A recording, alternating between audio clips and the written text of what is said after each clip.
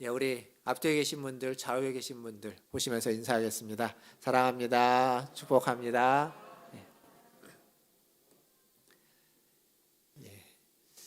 이제 드디어 로마서를 마치게 되었습니다.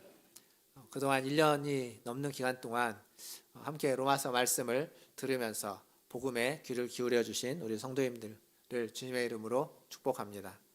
오늘 마지막 로마서 말씀을 준비하면서 복음과 드림팀이라는 제목으로 말씀을 준비했습니다.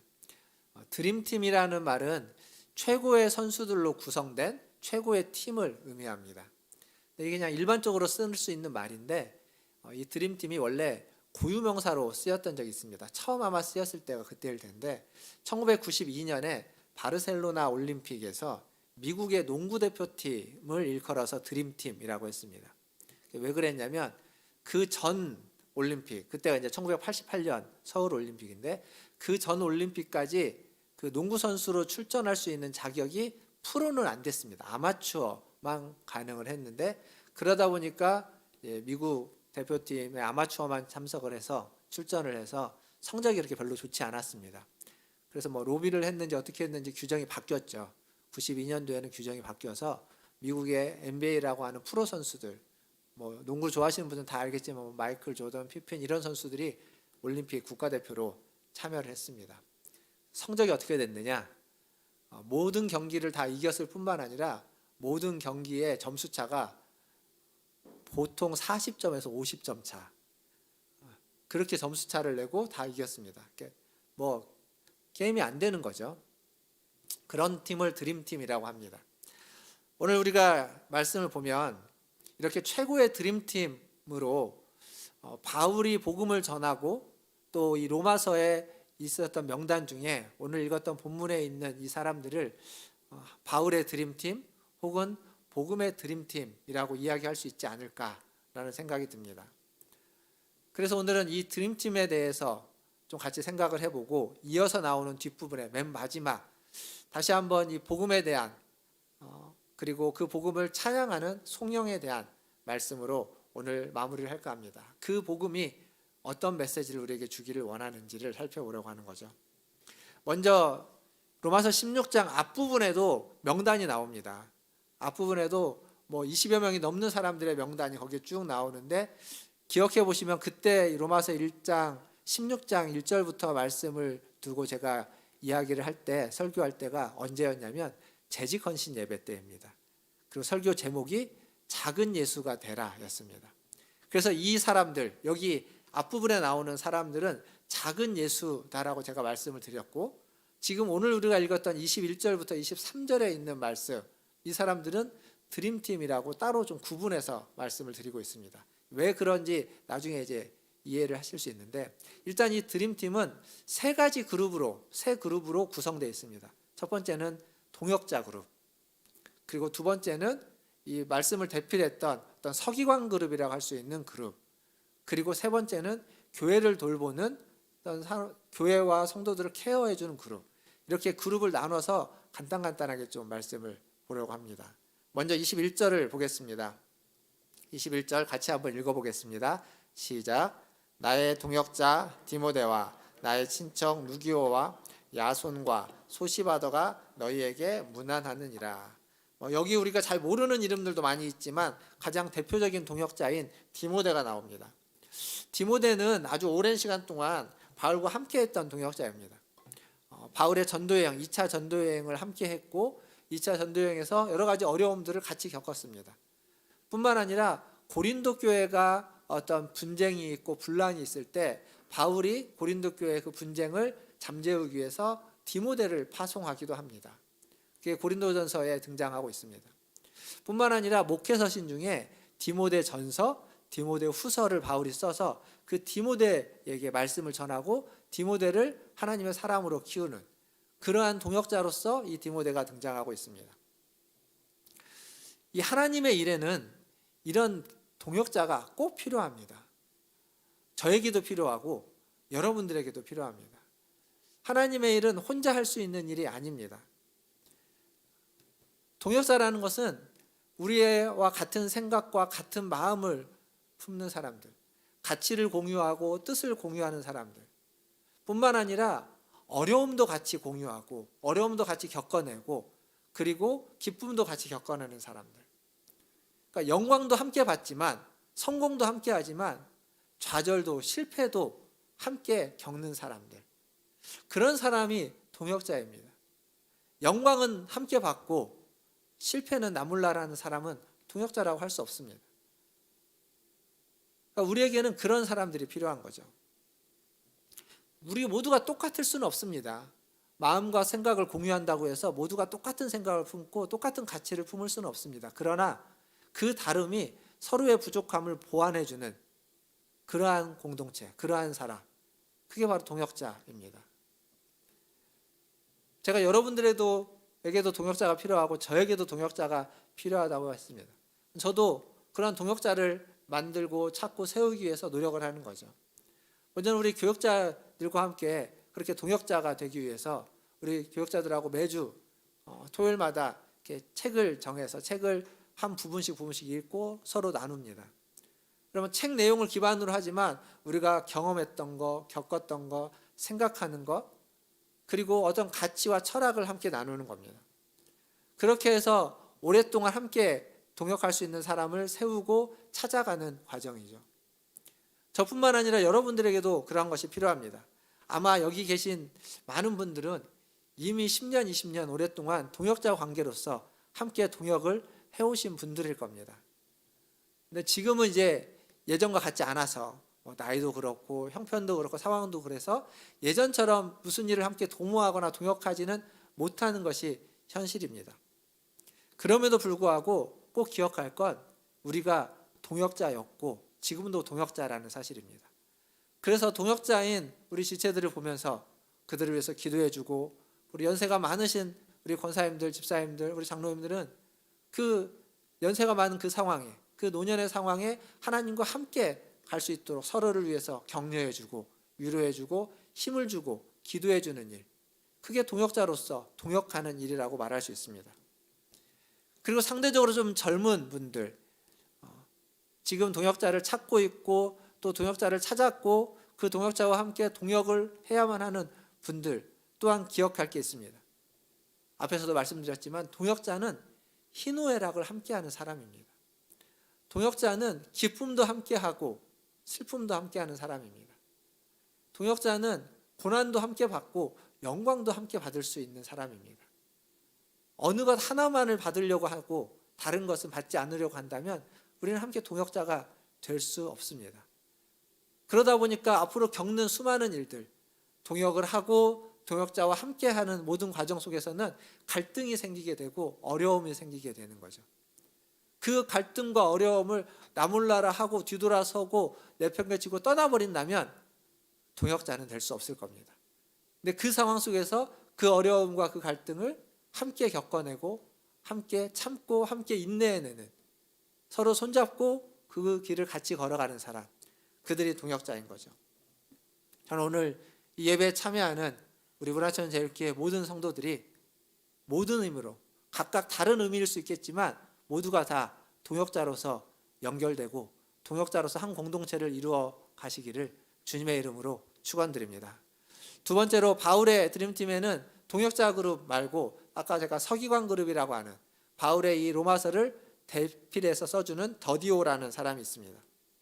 이 더디오는 이 안질이라는 것 때문에 바울의 눈이 안 좋아서 바울의 편지를 대신 써줬다라고 그렇게 전해지고 있습니다. 더디오가 누군지는 잘 안 나옵니다. 성경에 유일하게 여기만 등장하기 때문에.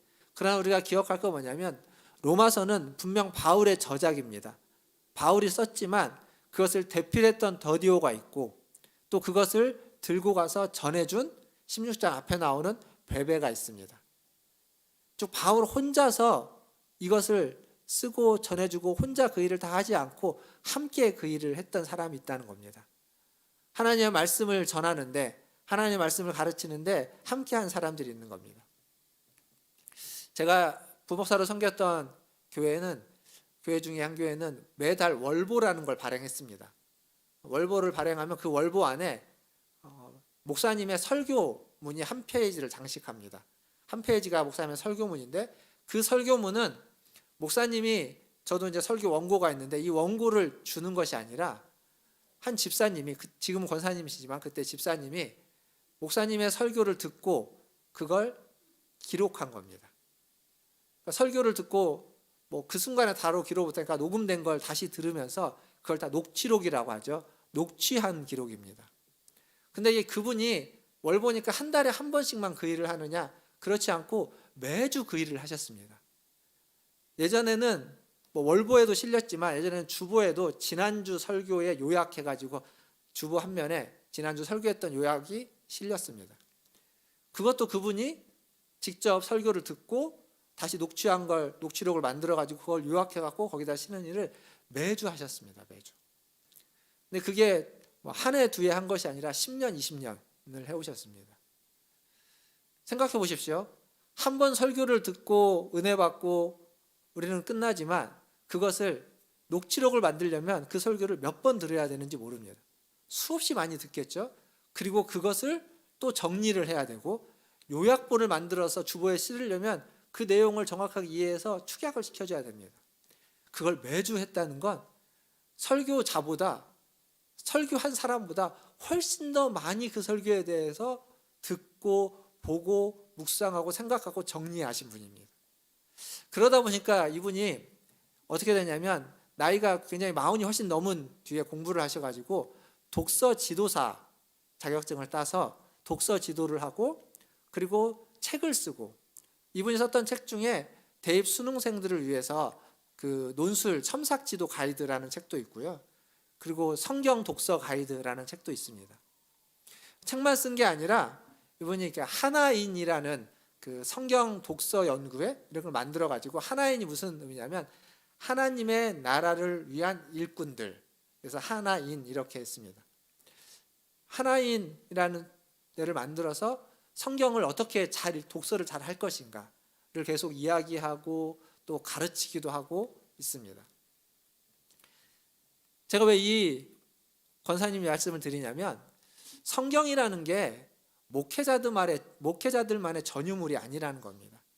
하나님의 말씀을 읽고 묵상하고 이야기하고 나눌 수 있는 건 저와 같은 목회자들만의 특권이 아니라 종교개혁 이후에 우리 모두에게 주어진 권리이고 의무이고 축복입니다. 그래서 우리가 성경 통독을 지금도 하고 있는 겁니다. 성경 통독을 이렇게 권하는 건 통독을 하시고 그 통독한 것을 그냥 끝나는 것이 아니라 거기에서 받은 은혜를 함께 나누고, 그리고 그 말씀을 같이 지체들과 함께 교회에서 또 모임에서 만나는 사람들에게 이야기하는 것. 그러기 위해서 말씀을 읽고 묵상할 뿐만 아니라 말씀을 더 배우고 더 공부를 해야 되겠죠. 지난주에도 광고처럼 말씀을 드렸지만 이제 봄이 되면 같이 여러분들하고 함께 성경 공부할 수 있는, 여러분들이 말씀을 공부할 수 있는 기회를 좀 더 제공하고 만들려고 합니다. 그걸 통해서 우리가 더 말씀을 배워가는 것이 필요합니다.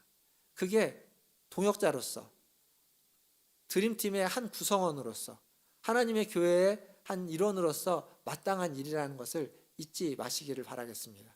그리고 세 번째 그룹은 어떤 그룹이 있냐면 교회를 돌보는 그룹. 여기 본문의 23절을 보니까 이렇게 적혀 있죠. 나와 온 교회를 돌보아주는 가이오도 너희에게 문안하고 이성의 재무관 에라스도와 형제 구아도도 너희에게 문안하느니라. 여기 가이오와 에라스도 뭐 그렇게 특별한 이름은 아니라 그냥 일반적인 이름입니다. 여기 등장하는 가이오는 바울이 고린도에서 복음을 전한 사람으로 보통 이야기되어집니다. 바울의 복음을 듣고 자기의 집을 오픈한 사람. 그래서 그 집에 바울과 그의 일행들이 지내고 그들을 돌보아주고, 그리고 그 집에서 가정교회를 꾸려서 하나님의 교회를 세우는 사람으로 알려져 있습니다. 그리고 여기 재무관이라고 하는 에라스도, 이 재무관이라는 에라스도는 그 역사적으로 보면 조영관이라고 얘기되어지고 있습니다.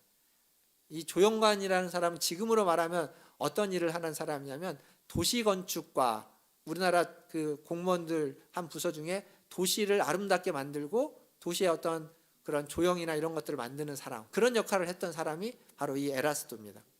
이게 이제 고린도의 역사적인 기록으로 남겨져 있는 사람입니다. 근데 이런 사람이 지금 그 이 가정교회, 가이오의 가정교회에 한 멤버로서 있고 그들이 하는 역할은 뭐냐면 교회를 돌보는 겁니다. 교회의 성도들을 돌보고 공동체를 돌보고 있는 사람들인 거죠. 우리 교회가 있는데 우리가 서로를 돌보주는 것이 너무도 필요하겠죠. 그러니까 이 바울이 지금 그리고 로마서가 이야기하고 있는 드림팀에는 같이 일을 하는 사람도 있습니다. 제가 디모데만 이야기했지만 그 뒤에 루기오나 여러 사람들이 또 있죠. 그런 사람들이 있습니다. 그들과 함께 일을 해야 되는 겁니다. 손과 발을 움직여서 영광도 함께 받지만 고난도 함께 받는 그 일을 하는 사람들이 있습니다. 그리고 또 어떤 사람들은 말씀을 읽고 말씀을 묵상하고 또 그 묵상하고 읽은 말씀을 나누는 사람들도 있는 겁니다. 그러기 위해서 또 말씀을 더 공부해야 되겠죠.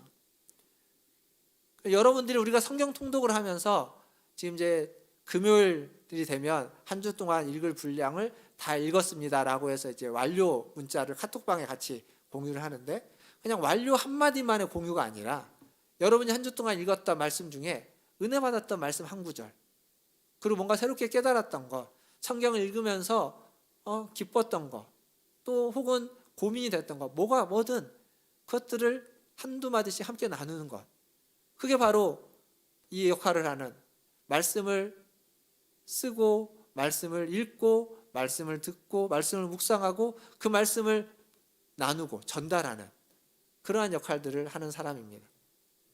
그러한 일에 우리는 더욱 힘써야 됩니다. 뿐만 아니라 교회를 돌보는 사람들도 필요한 겁니다. 어떤 사람들은 성도들을 돌봅니다. 제가 앞에서도 그런 말씀 드렸지만 재직헌신 예배 그때 16장 앞부분 설교를 할 때 재직헌신 예배 설교 제목이 뭐였냐면 작은 예수가 되라였습니다. 우리는 다 모두가 작은 예수가 돼야만 한다라고 말씀드렸죠. 그래서 그날 설교가 끝나고 아마 교회에 오랫동안 뵙지 못하던 우리 몸이 불편하신 권사님들을 신방 가신 분들도 있고 그 주간에 다른 때보다도 더 서로에게 돌보고 그랬을 거라고 생각합니다. 그러니까 그런 일들을 그때 한 번으로 끝나는 것이 아니라 수시로 지속적으로 우리는 해야만 하는 겁니다. 잘 보이지 않는 사람들을 또 생각하고 찾고 연락을 해주는 거. 물론 잘 보이지 않는 분들은 사실 연락을 해도 잘 연락이 안 될 때가 더 많습니다. 그렇지만 그럼에도 불구하고 그렇게 생기는 일들을 어떤 이들은 누군가는 해야 됩니다. 비만 오면 여기 교회 앞에 올라오는 언덕길이 있죠. 우리 언덕길에 우리 집사님이 비만 오면 오십니다. 오셔가지고 그 언덕길에 돌이 있는데 돌과 돌 사이에 이끼가 끼니까 이끼를 다 이렇게 걷어내십니다. 왜 이끼를 걷어내냐면 이끼가 자라가지고 이게 벌어지면 이게 망가지기 때문에 비만 오면 오셔가지고 우리 집사님이 이끼를 걷어내십니다. 뿐만 아니라 겨울만 되면 날이 추워지면 밑에 주방을 동파될까봐 걱정해가지고 저한테 연락 주시는 권사님들, 집사님들 장로님 계십니다. 교회가 걱정인 거죠. 교회를 돌보는 겁니다. 비가 오면 방수가 될까봐 또 방수가 물이 셀까봐 걱정하시는 분도 계실 거고 그러니까 건물도 이렇게 걱정하는 게 필요합니다. 근데 더 필요한 것들은 우리가 서로를 돌아보는 것, 사람을 돌아보는 것, 교회에 있는 우리 성도들을 함께 돌아보는 그 일이 우리에게는 필요합니다. 모두가 다 그 일을 해야 하겠지만 사실은 모두가 다 그 일을 못할 수도 있습니다. 어떤 이들은 그렇게 교회를 돌보는 일들을 하고 어떤 이들은 말씀을 읽고 묵상한 것들을 나누는 그 일을 하고 또 어떤 이들은 손과 발을 이용해서 동역하는 그 일을 하는 겁니다. 그렇게 일하는 사람들이 함께 모였을 때 그게 교회, 그게 드림팀이 되는 겁니다. 작은 예수들도 함께 필요한 겁니다. 그렇게 작은 일에 함께 충성하는 사람들이 모였을 때 그 교회가 아름답고 영광스러운 하나님의 교회로 하나님의 공동체로 세워져 가는 겁니다. 저는 오늘 예배드리는 우리 모든 성도님들이 그렇게 그 중에 어떤 일을 하나 담당하는 그러한 우리 성도님들 다 되시기를 주님의 이름으로 축원드립니다. 이제 마지막 로마서의 마지막 27절까지의 말씀 25절부터 7절까지는 생각해보면 로마서 11장에 있는 로마서 11장 33절에서 37절까지 나왔던 송영과 거의 같은 송영입니다. 그때 로마서 11장 33절 37절 설교할 때 설교 제목도 제가 찾아보니까 송영이었습니다. 송영. 근데 제가 뭐라고 말씀드렸냐면 로마서 1장부터 11장까지 복음에 대해서 성경 그 어느 책보다도 아주 자세하게 그리고 교리적으로 아주 논리적으로 썼던 그 책의 결론이 뭐였냐면 그 복음의 결론, 복음이 우리에게 말해주고자 하는, 그리고 복음이 우리에게 요구하고 원하는 건 송영이다. 하나님께 영광을 돌리는 것이다. 그렇게 그때 말씀드렸습니다. 그리고 지금 오늘 16장을 끝나면서 또 있는 이 송영은 뭔가 또 다른 목적이 있느냐? 아닙니다. 그때랑 똑같습니다.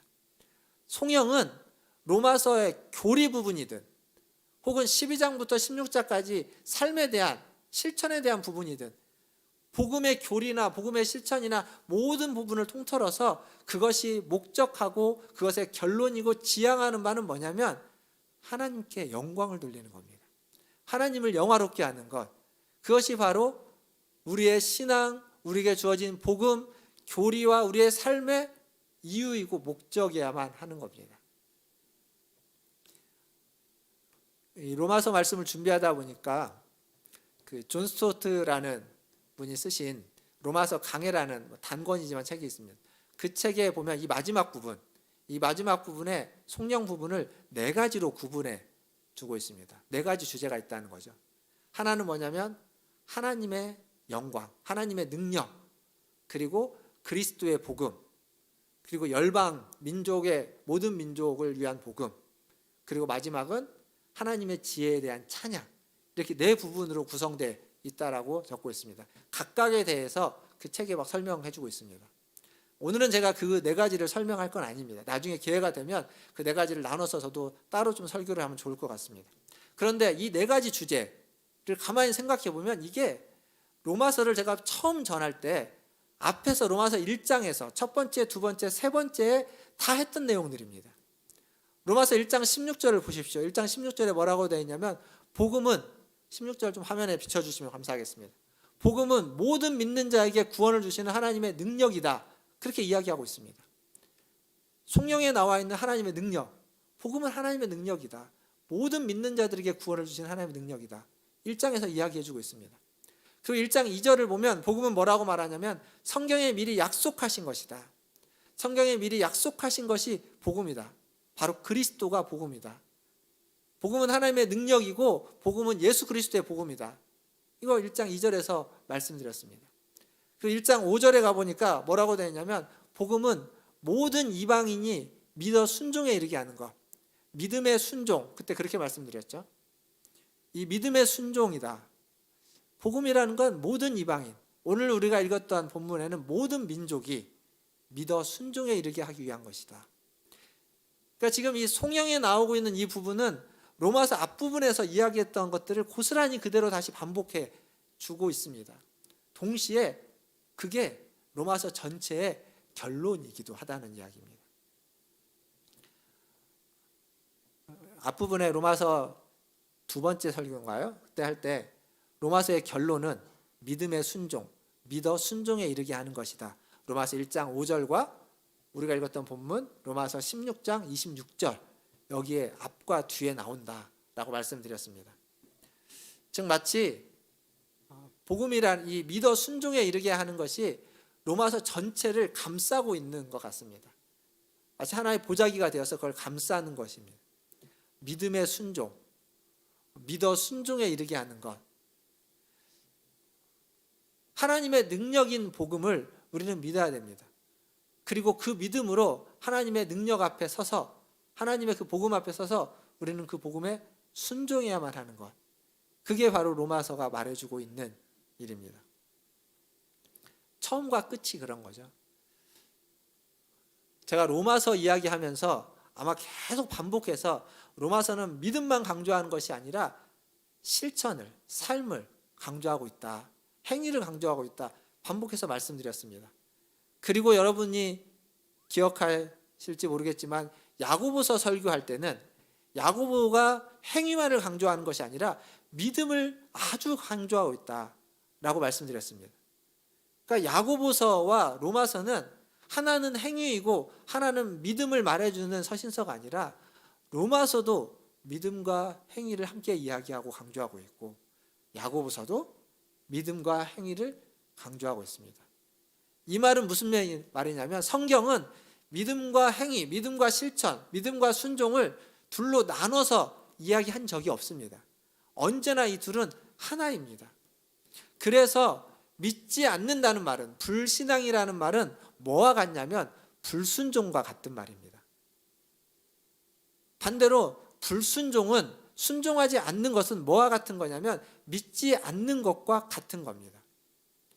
내가 알고는 있는데, 내가 깨달았는데, 내가 믿기는 하는데 내가 순종하지 않거나 순종하지 못한다면, 순종하지 않는 건 내 의지가 있는 거고 순종하지 못하는 건 여러 가지 이유가 있는 거죠.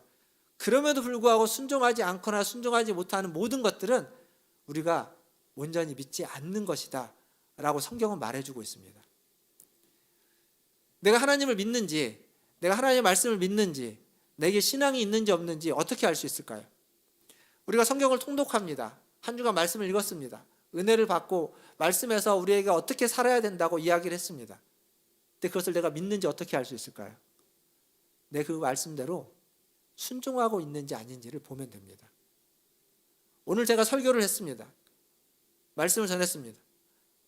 예전에 그런 적이 있죠. 제가 설교하면서 밑에 식당에서 음식을 준비하는데 반찬이 마음에 들지 않는 게 나와도 그냥 한 끼 정도 뭐라고 하지 말고, 준비하신 분들 수고했는데 그냥 뭐라고 하지 말고 그냥 못 먹는 거면 안 먹으면 되고 넘어가시라고 그렇게 말씀을 드렸습니다. 근데 그날 예배 마치고 밑에 내려가니까 오늘 반찬이 왜 이건 나왔냐고 하시는 분들이 계신다고. 그게 뭐죠? 순종하지 않는 겁니다. 그건 뭐죠? 믿지 않는 겁니다. 하나님이 우리에게 그렇게 말씀하시고 하나님이 우리의 그것들을 다 받아줬다는 걸 내가 믿고 따르고 있지 않다라는 겁니다. 즉 내가 하나님을 얼마나 믿는지를 확인하려면 내가 하나님의 말씀에, 하나님의 뜻에 어떻게 순종하고 있는지를 보시면 됩니다. 내가 제대로 순종하고 있지 못한다면, 그렇다면 나는 그만큼만 하나님을 믿고 순종하지 못하는 만큼은 하나님을 아직 믿지 못하고 있는 겁니다. 사랑하는 성도 여러분, 이 로마서, 복음의 진수가 담겨져 있다고 하는 어떤 성경의 핵심이라고 이야기하고 있는 이 로마서에서는 신앙과 행위를, 신앙과 순종을, 신앙과 삶을, 믿음과 삶을 따로 떨어뜨려 놓고 있지 않습니다. 우리의 신앙은 곧 우리의 삶이 돼야 되고 우리의 삶은 곧 우리의 믿음의 고백이 돼야만 합니다. 이 두 개가 절대 떨어질 수 없습니다. 그래서 신앙생활을 잘해야 됩니다. 그리고 신앙생활을 잘해야 되는 만큼 우리의 생활 가운데서도 우리의 신앙이 잘 드러나야만 합니다. 신앙생활도 중요하고 생활 신앙도 중요합니다. 이 두 가지는 뗄 수 없다라는 것 꼭 기억하시면서 여러분의 신앙생활이, 여러분의 생활 속에서 신앙이 드러나는 일이 같이 하나가 되어서 나타나시기를 주님의 이름으로 축원드립니다. 이제 말씀을 맺겠습니다. 앞에서 제가 드림팀 얘기를 했죠. 최고의 선수들로 구성된 최고의 팀. 제가 오늘 주보 광고에 보면 교회 비전위원회를 모집한다라고 광고를 드렸습니다. 드림팀은 바울에게만 필요한 게 아니라 우리에게도 필요합니다. 함께 동역하고 함께 말씀을 읽고 또 고민하고 함께 기도하고 그리고 함께 교회를 돌보기 위해서 더 헌신하고 수고할 사람들, 그런 사람들과 함께 모여서 교회에 하나님이 주시는 비전을 찾고 또 발견하고 비전을 세워가고 또 그것을 위해서 더 희생하고 헌신하는, 그들에게 필요한 건 다른 것이 아니라 믿어 순종에 이르는, 믿음의 순종이 그 누구보다도 더 필요할 겁니다. 그런데 이 믿어 순종에 이르는 일이 드림팀인 어떤 비전위원회 사람들에게만, 직분자들에게만 필요한 것이 아니라 우리 모두에게 필요한 겁니다. 왜냐하면 작은 예수로서 살아간다는 건 결국 믿는 대로 순종하는 것이기 때문에 그렇습니다. 믿어 순종에 이르는 삶이 작은 예수의 삶이기 때문에 그것은 특별한 어떤 사람들에게만이 아니라 모든 교회를 구성하고 있는 모든 성도들이 다 믿음의 순종, 이르러야만 한다는 사실을 꼭 기억하시기를 바라겠습니다.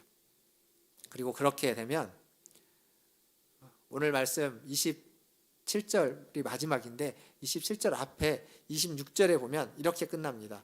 이 복음으로 너희를 능히 견고하게 하실, 우리를 견고하게 세워주실 지혜로우신 하나님께 예수 그리스도로 말미암아 영광이 세세 무궁하도록 있을지어다. 이렇게 말씀이 끝나고 있습니다. 즉 우리가 지혜로우신 하나님으로 말미암아서 우리는 하나님이 우리를 능히 견고하게 세워주실 겁니다. 그리고 우리는 그 지혜로우신 하나님께 영광을 돌리는 삶을 살아가는 것, 그게 바로 이 로마서의 마지막 결론입니다.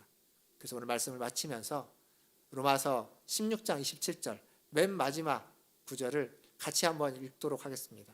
두 번을 한번 반복해서 읽으면 좋겠습니다. 이게 우리의 고백이고 우리의 찬양이라는 것을 꼭 기억하시면서 그 마음으로 27절을 두 번 반복해서 읽겠습니다. 같이 읽겠습니다. 시작. 지혜로우신 하나님께 예수 그리스도로 말미암아 영광이 세세 무궁하도록 있을지어다. 아멘. 지혜로우신 하나님께 예수 그리스도로 말미암아 영광이 세세 무궁하도록 있을지어다. 아멘. 기도하겠습니다. 이 시간 기도하실 때 방금 우리가 두 번 읽었던 이 송영이 우리의 삶에서 하나님께 올려드리는 찬양이 되고 하나님께 올려드리는 감사의 고백이 되기를 원합니다. 그러기 위해서 우리는 들은 복음, 깨달은 복음, 그 복음을 믿어 순종에 이르러야만 합니다. 1년이 넘는 기간 동안 말씀을 같이 나눴습니다. 하지만 많은 것들을 우리가 잊었겠지만 우리의 마음속에 이 로마서를 통해서 하나님이 내게 주셨던 은혜가 있다면 그 말씀을 붙잡고 하나님께 기도하시며 그 말씀에 순종하기를 기도하시고 그 말씀으로 살아가기를 기도하시고 또 그 말씀을 통하여서 하나님의 영광이 드러나기를 위해서 오늘 이 시간 함께 기도하는 시간을 갖도록 하겠습니다. 기도하겠습니다. 하나님 감사합니다.